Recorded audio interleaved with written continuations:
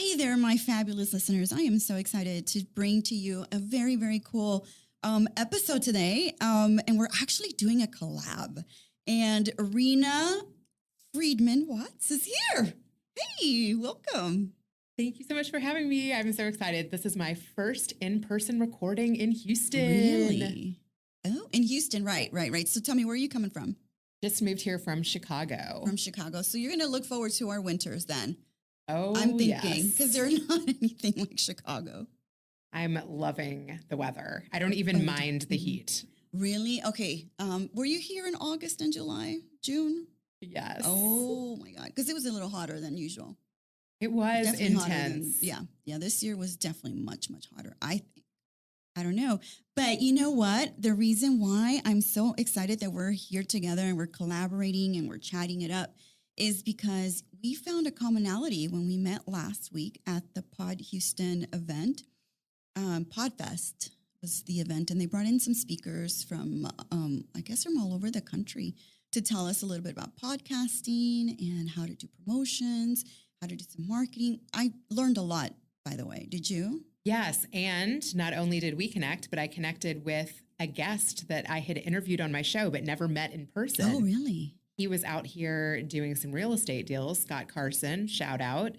And I got to meet him and his wife in person. So that was so much fun. The event, I felt like, was family. Yeah. I feel It like felt good. Yeah, it was such a good vibe. And I connected with a lot of people after the event as well. Yes, I did too. I wish I would have met Scott because my husband and I, it's what we do on the side is we do properties. We do investment properties.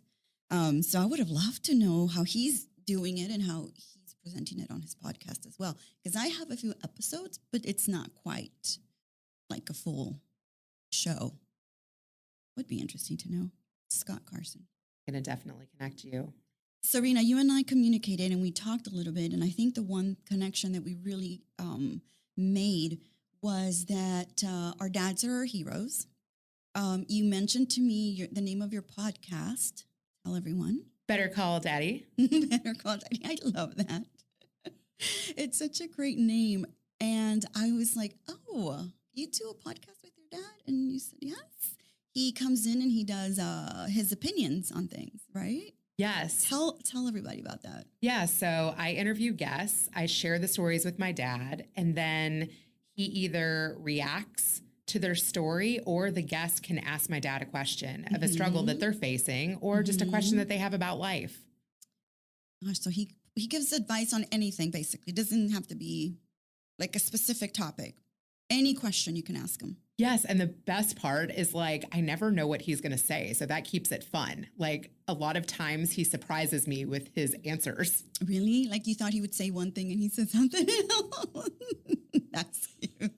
Okay. So how old is your dad? Oh my gosh. You're totally putting me on the spot. I think he is 65 or 66. He had me. Okay, here, I'll do the math. I'm 43 and he had me when he was, he's 66. 66. He had me young. Yeah, very young. Yeah, I think my dad is 74. 74. He's young too. Yeah, he's young and he's actually pretty healthy. Goodness. I know. So grateful for that because my mom's the one that's always sick. So thankfully, I don't have to worry too much about him. And he takes care of her a lot. So that's, important for me. Admirable. Yeah. Sometimes I'll call over there and I'll say, how's mom doing? And he's like, she's great. She's doing amazing.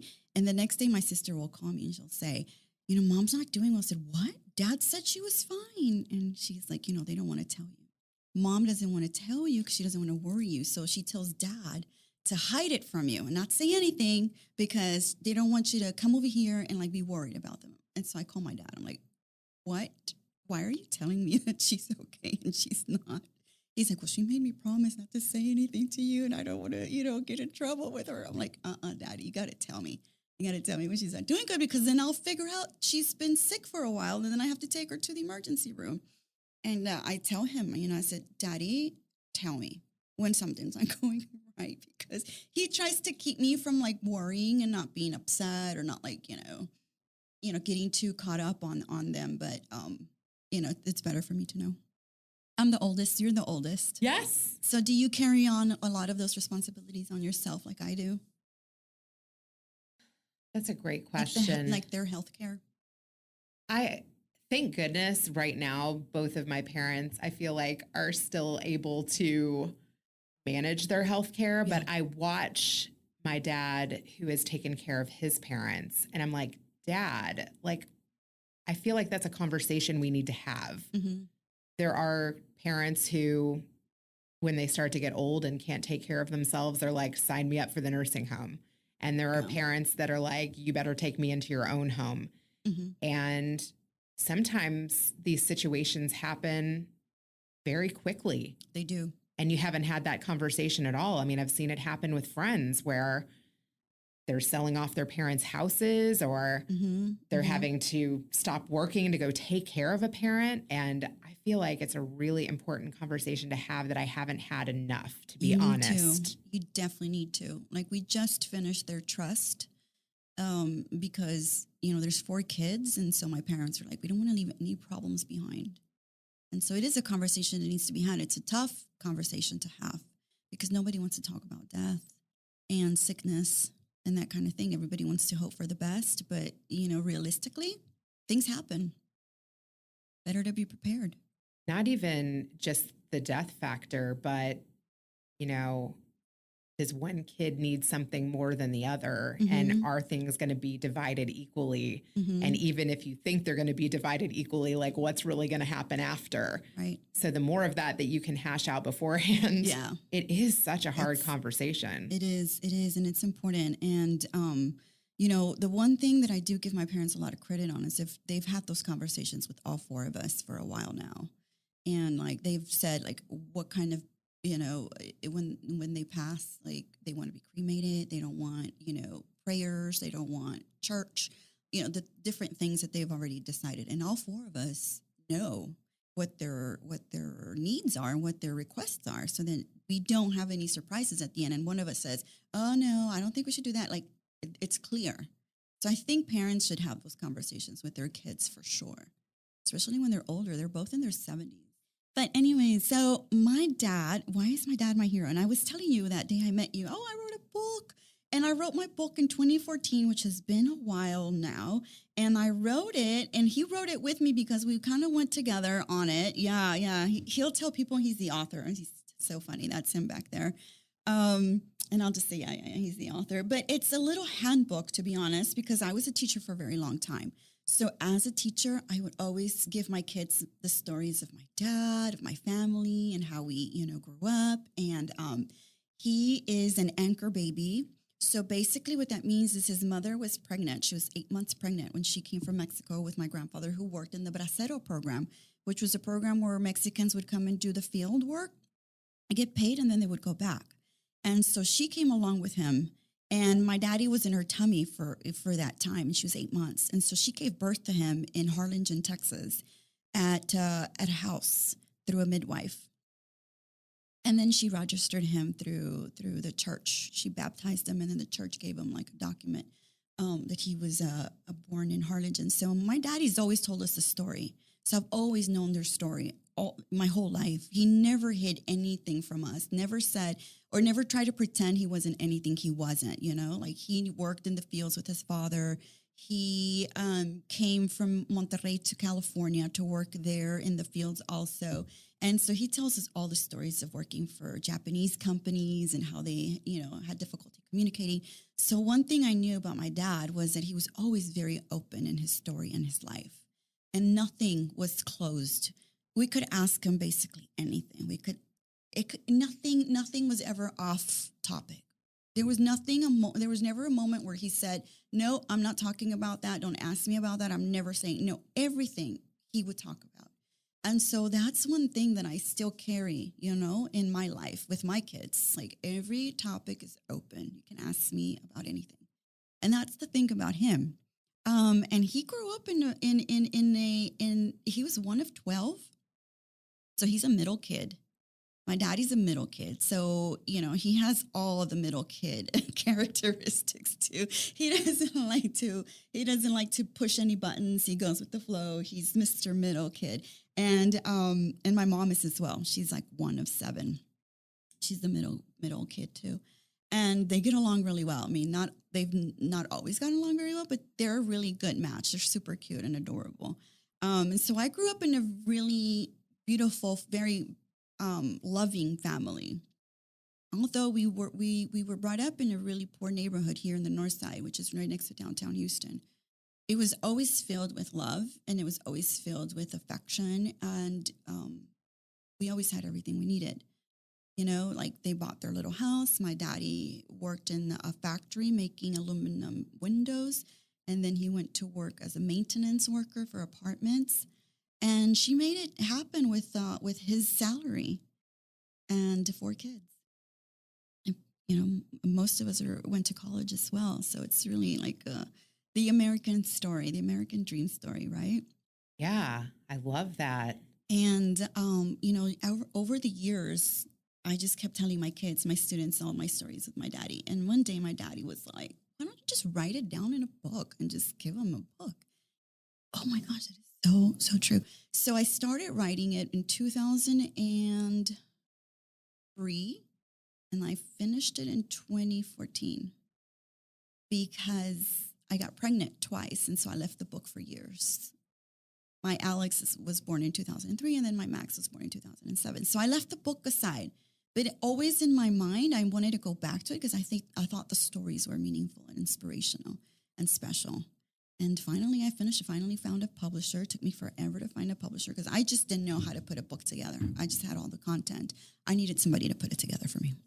So that's how my book came about.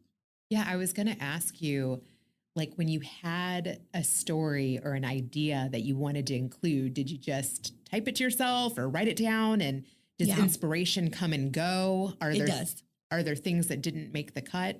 Yeah. So the way that I structured it was in stories. And it starts with like my quinceañera, my 15th birthday party, and my, and it's about communication. And so there's a lesson in the book on how to communicate, lesson for dad on how to communicate with his girl. And it's in Spanish and English, so I also translated it. So I had that, editors in Spanish and English. But everything has like my high school graduation. Everything has like a lesson for fathers and daughters and how they can create a good bond and communicate with each other. There's dating stories in here.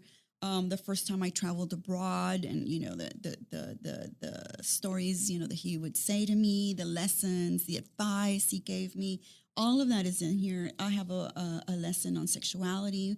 The lessons, like I said, he was so open about it. And what's really interesting is that for a lot of Mexican fathers, it's about authority, and they're very patriarchal sometimes, and they put their foot down. And they say, you're not doing it, you're not doing it, you're not doing it, and that's it, right?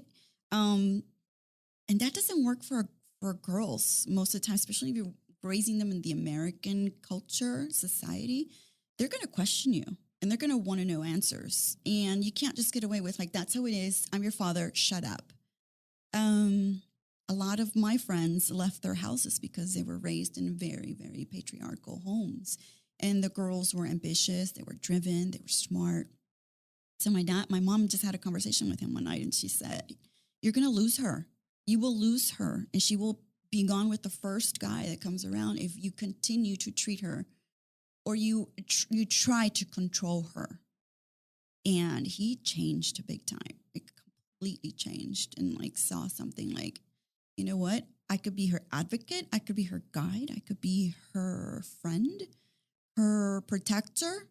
Or I could be the one that leads her away from me because I'm being so stubborn and obnoxious and just making her be something I want her to be because I'm afraid that she's going to go out into the world and she's going to do something stupid. You know what I'm saying? I guess back then the fear is that you're going to get pregnant or have sex and get pregnant. And then there goes your life, because my dad's whole dream for me was for me to go to school, was to get a college education. So that was his dream. And so, fear for him was like, oh, she's going to mess that up if she does something stupid. So that's kind of where that came from. And he changed. He was a completely different guy. Did you ever bring any guys home? Yeah, I did. I had boyfriends, and my dad was very open with them, and he would make barbecue for them and, but, at the same time, he was getting to know them. right? Wanting to learn more about them and who they are. And eventually, when I was about to get engaged, this is a story that I share with everybody.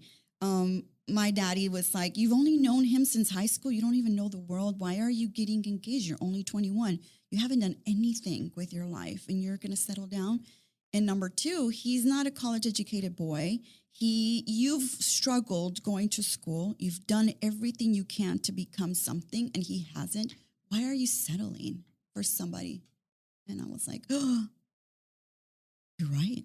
I am settling. I'm totally settling."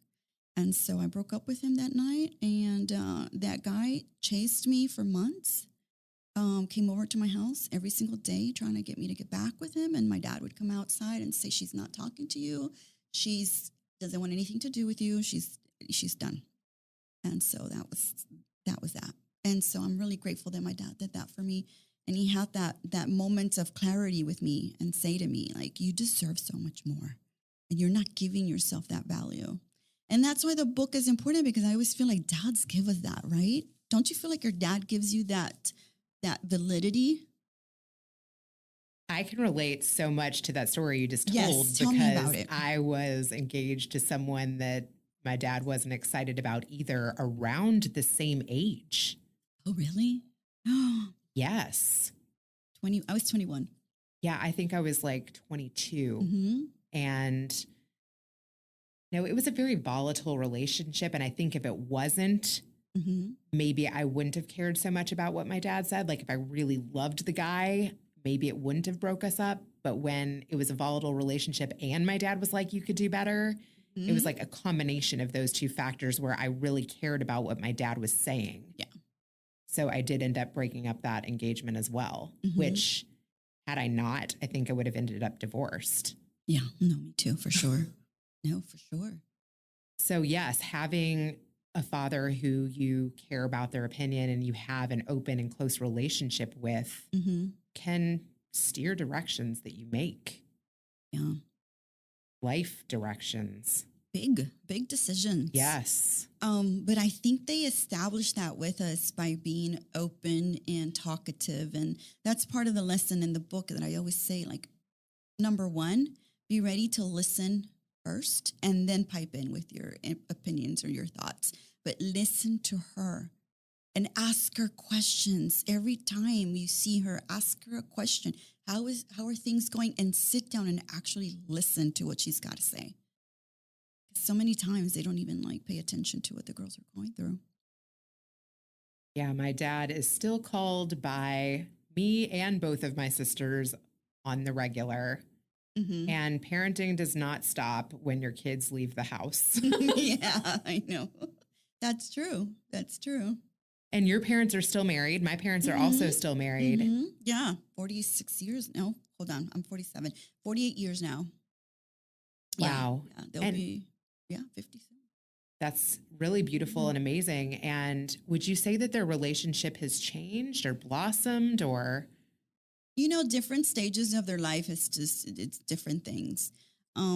Obviously, I remember the harder times when we were little and he would lose his job and, not having an education, not having a lot of things to back up on, would put a lot of strain on it, on their relationship and their anger. And then my mother's postpartum depression with the baby brother.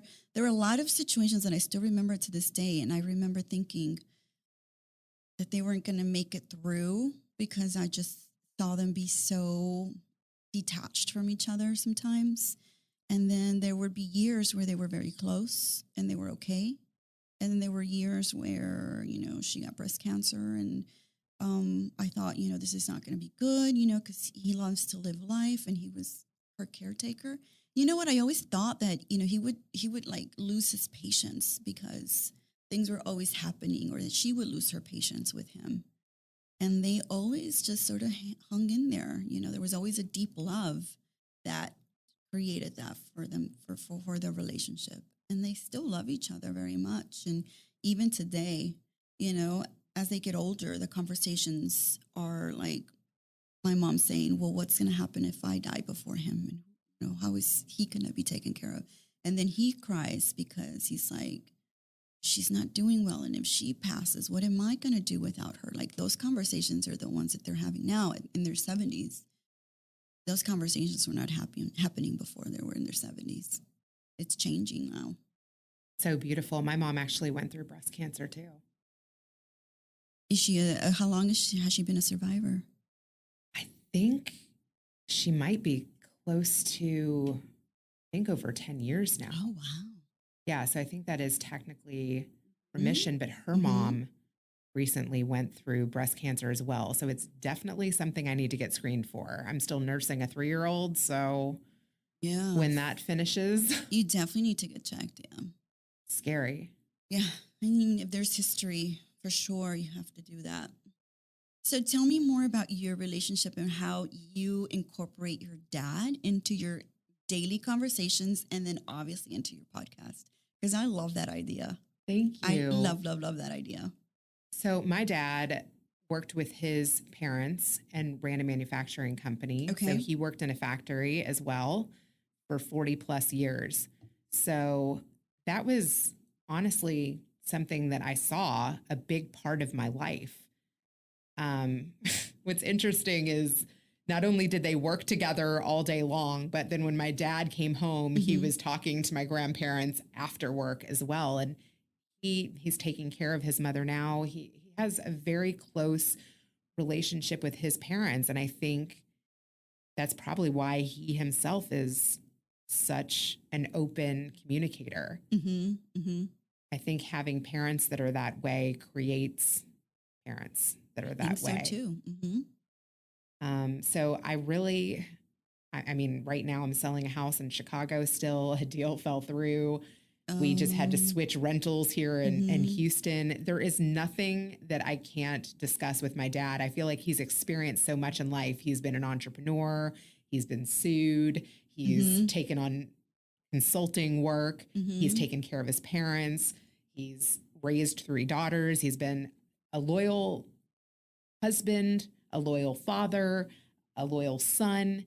All of those dynamics you can learn from. And I feel like he had so much wisdom to offer me that I was like, I feel like these things could help other people too. So that was kind of the idea, was like, this stuff is helping me a lot. Maybe it can help others too. And then it can be kind of a legacy, like your book, right? You've had these great lessons from somebody who you felt was beneficial to society. Right.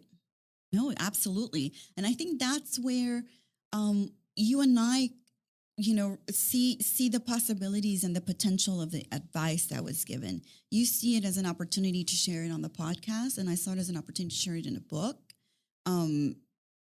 And eventually I'd love to have him on the podcast too, because he's really funny.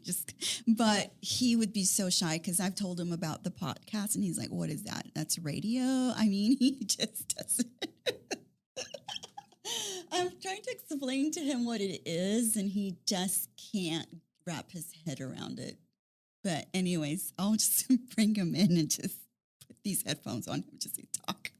Yeah, that's really interesting too, because I sent my dad a mic. He's never plugged it in. I sent him the Apple earbuds. He's able to do that. I would like to, potentially upgrade our sound or upgrade our equipment. But if that is going to be the holdup, you just have to do what makes him comfortable. And truthfully, I've had other people 65 plus on my show, and Zoom has become like the standard in communication for remote recordings that everyone knows how to use. So I literally call my dad on his phone. He puts his Apple earbuds on, and all of the reactions to the interviews I do are recorded that way. And it works. I mean, you can clean up audio a little bit in post-production.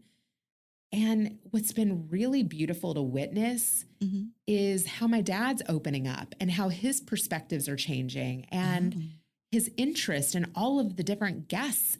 He listens to them on his own, and then we react to them for the first time together. So I have no idea what the conversation is going to be after the episode that he listens to. Wow. So how did you convince him, or did it take any convincing, or he was just like up for it? How did you post this idea to him?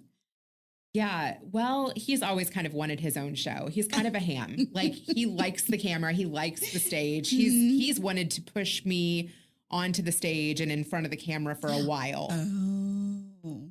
So this is right up his alley. It's something that he just loves and enjoys. Does he listen to himself on the episodes? No. After we record it, he's like, he's done with it. But what's also been a really beautiful byproduct is people that don't have the relationship that I have with my dad, or people who have lost their father, or people who have a question that they can't ask their dad.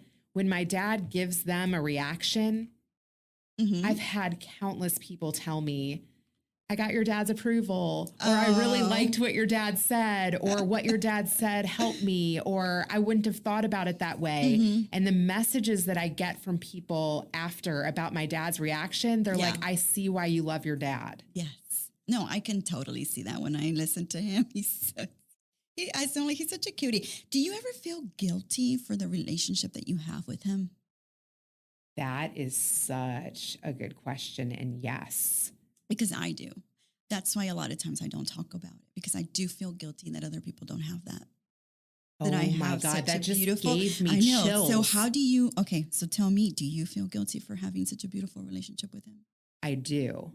Not only because I feel like it could cause jealousy with my own family. I think my mom gets annoyed at me doing the reactions and taking away from my time, taking away from her time with my dad. And even I think it might make her a little jealous. So my mom, my sisters, I mean, they won't even like me saying this, but I worry about upsetting them with our relationship or making them feel like I'm the favorite, which I am. And then too, like you said, people that don't have that relationship, I think it could even be triggering for people where they have daddy issues. And I actually encourage people with daddy issues to reach out to me, and they can adopt my dad. And another thing, I was working on a song, like a theme song for my show. And one thing I discovered in creating a song about my podcast is that, you know, my relationship with my dad could be your relationship with a friend, could be your relationship with God, could be your relationship with yourself. If you don't have a dad and a relationship with your dad like we do, you can have self-love, you can have friend love, you can have God love, you can have other love. You just need encouragement and somebody who you can turn to have that kind of relationship with. So you're sort of suggesting that they adopt somebody to take on that role. Maybe. Yeah, because sometimes, like when I've promoted the book, I've met moms who don't have husbands and said, well, it could be that it's their uncle, their grandfather, somebody that they're close to that's a male figure. I don't think that it's necessarily, people always say, well, you know, you don't necessarily need to have a dad for you to have a good life. No, but I think it's important for us to acknowledge that their presence, their wisdom, their encouragement means a lot to women and means a lot to girls. There's a reason why so many girls go into bad relationships when they have a toxic relationship with their fathers or don't have a father. And that's research. That is in the documents. It's medical. We're not saying anything that doesn't exist and hasn't been written about. And the reason why I always talk about my book or with people that are fathers, and I always say, you always have that opportunity to change things around and make a connection with your girl. I had a few fathers. I used to do a few speaking engagements, and I had a few fathers that said, she doesn't want anything to do with me. She's done with me. You know, my daughter says that, you know, I'm dead to her. And I always say to them, you always have an opportunity to continue reaching out. Reach out until you finally make a connection with her, and don't give up on it. But you have to approach it in the way that she wants you to approach it. Not in your forceful way, not in the way that you think it should be. Follow her lead, basically. But don't lose that opportunity to actually connect with your girls, because some of them were very upset. They would cry and say, I don't think I could ever have what you have with your dad. And I said, yeah, you do, you could. You just have to give yourself that opportunity, give her that moment I said, maybe you've made mistakes in the past. Maybe you've done things that you thought were what you knew from your own father, your own background, your own childhood. But that doesn't mean you haven't learned anything new. And that doesn't mean things can't be different and change. Oh, I would definitely agree with that. Are there things that have changed in the way that you were raised now that you're raising your own children? Yeah, I think a lot of the things that I've definitely, there was a lot of openness. I was raised in a very open family. It was very loving, but also very open. And we were considered, when the kids had something to say, the kids had something to do. We were considered. We weren't like just thrown off to the side. So that's why I always felt respected, and I always felt, very secure in myself and super confident. If I ever felt like somebody was disrespecting me or ugly or nasty to me, my parents were really clear. Especially my dad was like, you put people in their place. You do not allow anyone to treat you less than. You never allow anybody to treat you like shit. If they come at you, you come right back at them. Like, it was like a very he built my confidence a lot because I was in a toxic relationship. And for a while, it kind of got abusive. Mentally abusive, a little bit of physicality, involved. And my dad would always say, you need to stand up for yourself, and you go out there and you put your foot down, and you do not allow anybody to treat you any less than. So I always had a lot of confidence in myself because of him, or because of my mom as well, and the way that we were raised. We were not, they always said, you do not allow anyone, especially not a boy, to make you feel less than. So when it was a toxic relationship and I started feeling a lot of those toxic things, I knew what my dad was saying, and he was right. I was kind of like, falling for it and thinking, oh, this is how it is, and this is how it is. No, it should not just be how it is. I don't have to put up with shit from anybody. No, I don't. Bye. And so I always had that in the back of my mind. And I guess now, how I'm raising my kids is a lot like that as well. You said changes. What has changed? I think, generations are just so different. I can't, I just can't. We didn't have phones. We didn't have cell phones. We didn't have social media. The kinds of things that our kids are dealing with now, stimuli, YouTube, social, Instagram, girls, feeling insecure because of things that they see on Instagram, their self-esteem, boys feeling depressed and lonely because, there's no human connection now. Everything is like online. So I have to also kind of learn where my kids are. I'm seeing all of that too. And like you said, I think the best thing we can do is listen and try to support them. And that can be really hard because you want to tell them to do things differently. Sometimes it's really not even about telling them how to navigate. It's just really being a support system. Yeah. It's very hard. Parenting is the hardest thing in the world. It is. It really is. It's so hard. And I've had conversations with my parents where I say, did you guys struggle this much with us? There were 4 of us. Did you? And my dad goes, yeah, but we forgot about it now. He's like, you'll forget it too. I'm like, gosh, I feel sometimes like I'm not doing anything right. I'm questioning myself. I'm questioning my parenting. I'm questioning if I'm a good mother. If my boys are getting the best of me, if I'm ignoring. I mean, there's just so much stuff in my head. And my dad and my mom were like, yeah, you guys were the same when you were growing up. We just, tried to do the best we could, and you're just doing the best you can. So that made me feel better. That made me feel like, it's not just me. Everybody's struggling. Everybody's going through their moments of like, self-doubt a little bit, because once you have kids, it's a completely different ballgame in terms of like how you handle relationships. You don't want them to do certain things, but you can't be like, nope, don't do that, because then they're going to be like, why not? Why not? Why not? Why can't I do it? I want to do it. Now I really want to do it. Now mom said no. I really want to know why she said no. So, right? I definitely struggle with that. I also am curious, like, did you ever want to be a writer or think you'd be in entertainment and be a podcaster? Like, what did you think you would do? And tell me a little bit about the podcasting journey. No, for me, so I've always been a teacher, so I always felt like I wanted to teach. And so the podcast was just another way of teaching and inspiring and giving people information and resources. I mentor a lot. I'm always out in the community. I still teach classes whenever I can here in the office. I teach things that I think are important or people want to know about. It's just another way for me to just continue teaching and continue on that path. I taught for a very long time, and I probably will go back to teaching one day. But this is just sort of, an extension of it, basically. What about you? When I was a little girl, I feel like my family always glamorized Hollywood and working in entertainment. And so I think that planted a seed. And then I loved music. I loved singing. And I used to sing and put on little performances for like my parents and grandparents. I would make them sit on the couch and come down with my little boom box and sing over it. You mentioned something about you were a producer for reality shows. Was that also part of like you trying to make it in, like getting your way into Hollywood or maybe the entertainment industry? Yes. So I auditioned for youth performing arts school in high school, and I didn't get in on the first try.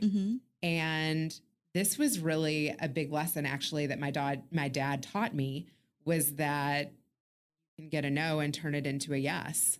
He went to the head of the music department and he was like, what does she have to do to get in? And he got me music lessons and piano lessons, and I learned how to read music, and I swallowed my pride and I re-auditioned. And I got in on the second time, and I ended up sticking out that program for 4 years, even though every day I wanted to quit. But I was like, my dad went to bat for me, and I'm not going to let him down, even though I felt like everyone around me was a better singer and a better performer and more meant for the stage. Sometimes if you surround yourself by people of that caliber, it starts to wear off on you.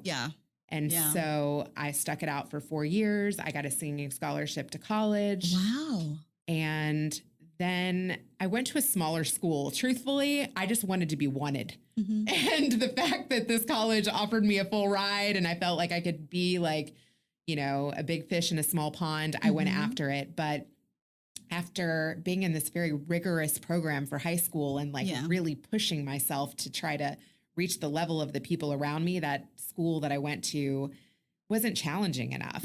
I got like a 4.0 and I think I was showing up drunk to class. So I transferred to Purdue. And I got a job at a radio station, which I absolutely loved. And again, it planted another seed of, I like this medium. I like being on the mic. I like being in the booth. I like doing interviews. And I started at night, like creating air check tapes and sending them off to different radio stations, and got a couple of interviews. One of them was in Chicago at WGN, which was a big station, and it was really exciting. And then I didn't get the job. And so while I was up there interviewing at that radio station, I saw that Jerry Springer was looking for interns. Oh my goodness, Jerry Springer. Yes. And serendipity too, because I think had I not experienced that first rejection, I might have just got back in my car and drove back to college. But I was like, maybe I could work in TV. And so I took the flyer down, walked across to NBC Tower, got through security, got an interview with the intern coordinator, and started there 2 weeks later. Wow. And so... And you were coming from Kentucky. I was, born and raised in Kentucky. Born and raised in Kentucky. Was at Purdue at the time, working at that NPR station and getting ready to graduate. Gotcha. And I took a job at Jerry Springer as an intern, and I worked my way up to a producer, stayed there for 2.5 years. Then I moved to LA, and truthfully, working on the Jerry Springer show was like a training ground for everything I ended up doing. I can imagine.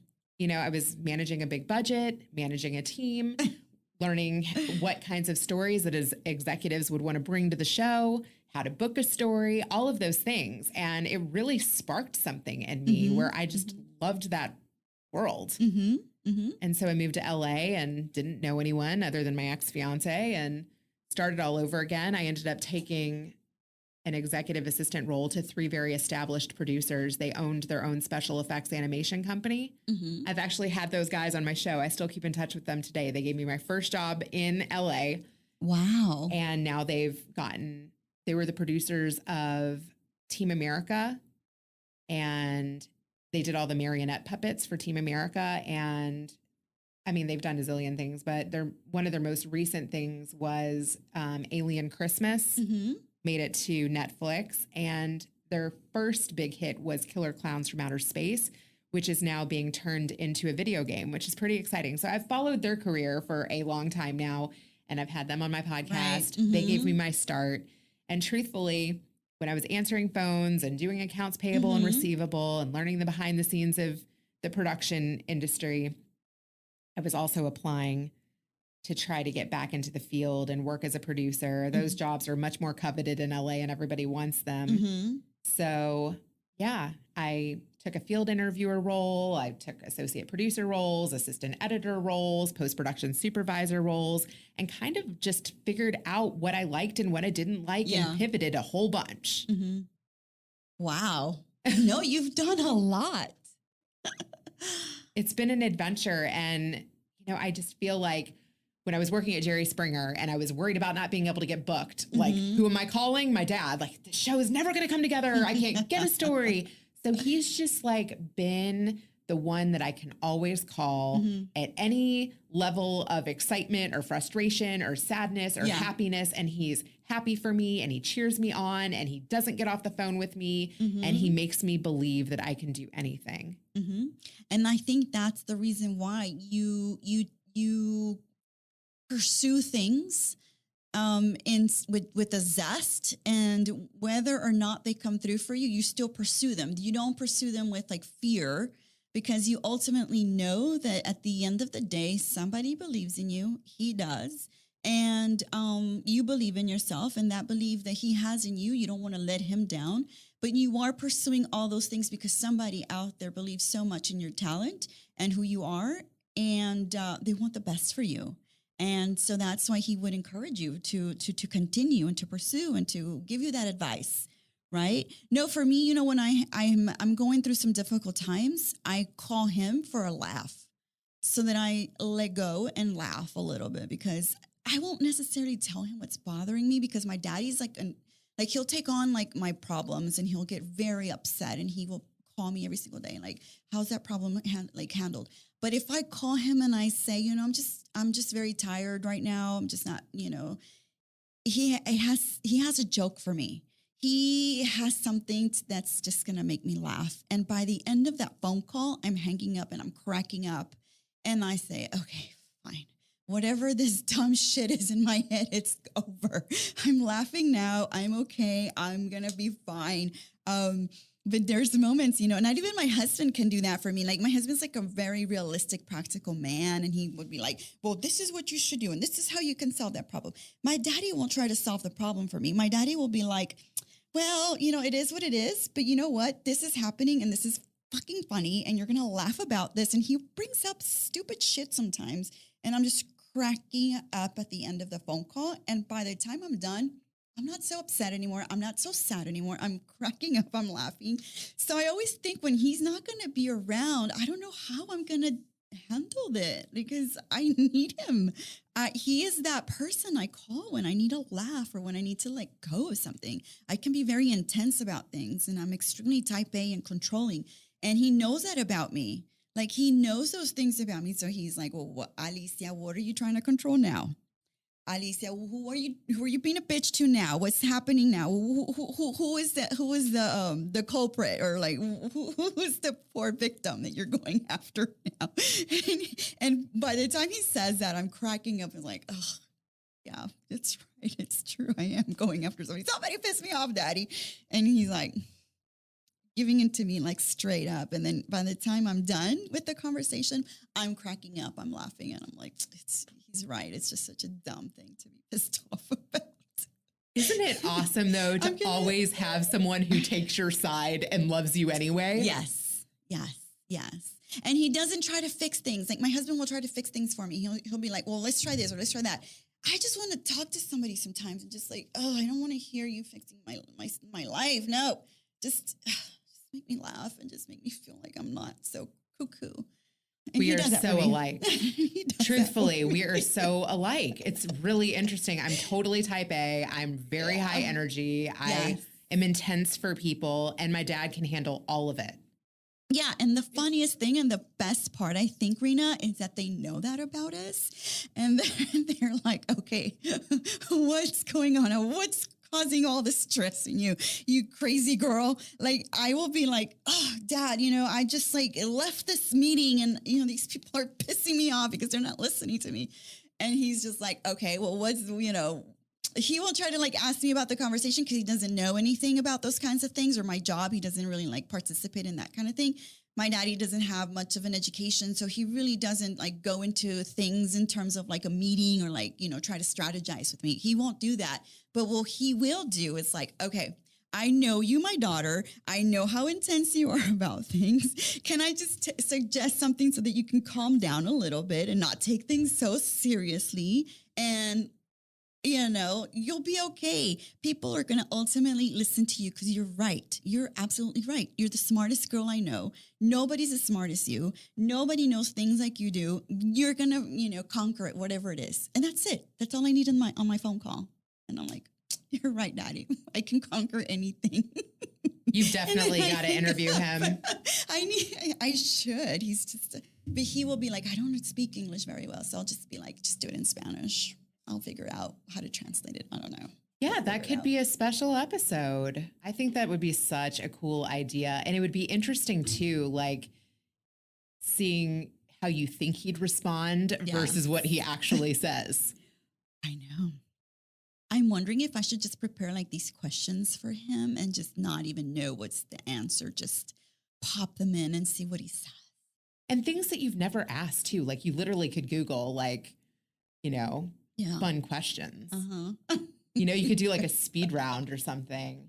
Or ask him like his opinions on different subject matters that are happening even in the news, like things that you've never talked to him about. Yeah. That could be fun. That is fun because he is a gossiper. He watches all the gossip stuff in Spanish. He knows about who went with who and who's screwing with who and who had a kid with who, like who cheated. I'm like, Daddy, how do you keeping up with that? Oh my God. Can I tell you something embarrassing about my dad? I've never shared this. But those pictures of like stars from back in the day and now? My dad loves. Oh, the back and the now. Oh my God. He loves looking at that. He's like, oh, this one looks horrible. That one still looks pretty good. I'm like, Dad, this is so inappropriate. Like he's doing like the original Facebook with stars, right? Like rating them like on scales of like 1 to 10. He's like, oh, that one looks good. So I'm like, okay, this is so weird. That's a good idea though, Reena. I should do that with him with these to see what he says. He's such a gossiper though. He loves the gossip. I mean, he is like on those channels, just looking at the stuff, like who went with who, like all the artists, all the celebrities. That's cute. Too funny. This has been such a good conversation. I loved it too. I haven't talked about this in a very long time. You brought it up. You kind of brought it back to the forefront. People have always said, hey, I want to meet your parents. I want to know more about your parents. You like talk about them all the time. I do talk about them, but not in like deep, just say, oh, my parents, my mom was in the hospital. My mom this, or my parents, I'll post photos of them. But never like deep into them, into who they are and how they made me who I am, I think it's really beautiful to show people that, right? Mm-hmm. Like, can you really even truly know a person unless you know where they came from? That's what my grandmother says. Yeah, she's right. Because, when you were mentioning your story, I was interested. I was like, oh, that's very interesting. You said you were a Jewish family in Kentucky. I was like, wow, tell me more about that. So there's stuff that's like in there and like ready to come out, but people remember that about me. And to be honest, I wasn't even always proud of that because I wanted to fit in. Yeah. And I didn't feel like I ever did. Mm-hmm. I still don't feel like I do. But I do feel like by creating a podcast, like more of your people find you. It's so interesting, the people that reach out and the stories that have come my way that I never even would have looked for. You're right. And yeah, and I get texts all the time and conversations come up all the time and they'll say, I listened to this and I had no idea about that, or this is an interesting thing. And I think that's the purpose of the podcast is like bringing stories and inspiring and maybe motivating you to reach the next levels and to become even better than you already are. Like all of us are in a search or like in a quest. I'm in the quest to always do better, always do better, always do more for myself because I feel like my potential is limitless. I love that. Do you want to write another book? I probably want to, but I'm doing like little ebooks now, like little practical ebooks, which by the way, one of them will be about approaching the healthcare system with elderly parents and how to approach hospitals, doctors, pharmaceuticals, because it is a jungle out there when it comes to all of that. And I fight with insurance companies and I fight with doctors, don't want to send recommendations. And I need my mama to get taken care of and I need somebody to, handle things. And so I'm writing an ebook, a little practical handbook that people can just download and say, okay, this is how I can approach this situation, or this is how I can ask the insurance for this particular part of my parents' healthcare. A lot of old people get taken advantage. Oh, Like, it really a bothers lot. me too. And I just feel like we really need more transparency in healthcare. I don't even So want to go to the much. damn doctor unless I know what I'm going to be charged for before I walk through the door. Exactly. So that's part of the handbook I'm writing. Like, when you get, when you call 911, what happens with that, with those bills, Medicare, I'm going to talk about that. Like, because I think that there's a lot of people like myself that are in the sandwich generation where we're taking care of our parents and our kids and we're lost. And it takes a toll on our mental health. It takes a toll on our marriages. It takes a toll on our kids because we're taking care of our parents. And that in itself is heavy. It's really heavy. And emotionally, it takes a heavy toll. And I'm drained sometimes just from going to hospitals and to visits and to clinics and, listening to my mother cry or my father cry because they're just so frustrated with something and it's unfair. And so if I can make the process easier for someone else going through that, like for me, that's a win. And that's the teacher in me. I love that. And truthfully, I was on this Twitter space yesterday and I heard a woman say, if you learn something, share it with at least one other person. I agree with her. I love that mentality. Like, how much better could the community be, even if you just told one person something that was useful for you? One thing that was useful for someone. That's what we do when we podcast, Reena. We're giving somebody something, a little nugget of something that they could use for themselves. And maybe not every episode is for everyone, but there's something for someone. Someone will capture one thing or two things from it. I love that you're doing an ebook on that. That is very necessary. Thank you. Yeah, it's a lot of work. I have a writer that helps me, and I just go through that with her. We're publishing a travel handbook. My husband and I are finishing up, and that's a 6-week checklist travel handbook, and so that's coming out. Anyways, that's soon. That's probably for 2023. Those are things that I'm working on and projects that I'm working on. But it's been so good to have you. Yes, thank you so much. And Do you want to end with anything from your book? Do you want to give them like a little teaser? Let's see. Well, I could say maybe the tips I give Daddy at the end of the book. Let's give my daddy some advice. Oh, are you going to give your dad some advice? Some advice by Alicia and her daddy. So this is advice I give. Okay, so for dads, the one for dads is in Spanish, so I would have to translate that. But it's okay. I'll translate it. I just call it like homework for dad. So homework for dad. Dad, what are you doing today to connect with your daughter? Today, just today. Dad, are you going to listen more and communicate more? Question mark. Dad, pick a day when you want to share one small story of perseverance with your daughter. Just one story of you persevering through something. And then, Dad, be the father that isn't afraid to talk about sex and the respect to oneself and one's body. All right, Daddy, you got some advice there. I'm looking forward to hearing which question you want to answer. Yeah. Dad. Yeah. I mean, this is geared at teen girls, but I guess it applies to everyone. Yeah, I think those are really great questions to think about. Yeah. Little questions. Alicia, Thank you you so are an much. amazing host. No, you are. Thank you. You're getting me all riled up now. I'm gonna call my daddy right now. I'm like, Daddy, I just had the best conversation with somebody else that loves her daddy so much.